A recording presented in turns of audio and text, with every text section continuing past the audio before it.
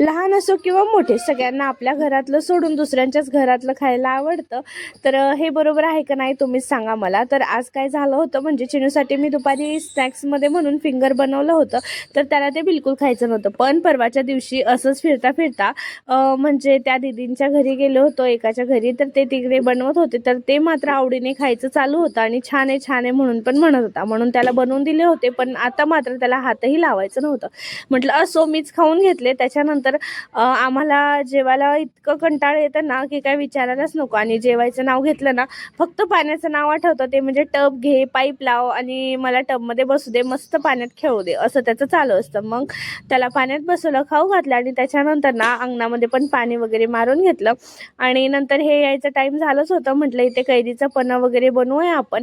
तर सगळं तयारी वगैरे करून ठेवलं आणि हे येताना पुदिना पण घेऊन आले होते. मग पुदिना टाकून मस्तपैकी इथे पन्ह बनवून रेडी झालं आणि दोघांनी मस्त एन्जॉय केलं. खूप टेस्टी बनलं होतं. ह्याचं रेसिपी ना मी दुसऱ्या व्हिडिओमध्ये शेअर करते आणि तुम्ही पण ट्राय करा या उन्हाळ्यामध्ये.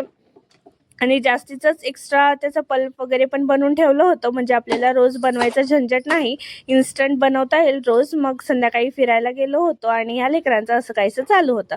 आणि घरी आल्यावर आपलं रात्रीचं स्वयंपाक वगैरे हे करण्यातच पूर्ण दिवस गेलं. तर चला भेटूया आता नेक्स्ट व्हिडिओमध्ये. हा व्हिडिओ कसा वाटला नक्कीच कॉमेंट करा आणि फॉलो आणि सबस्क्राईब करायला विसरू नका. Bye bye.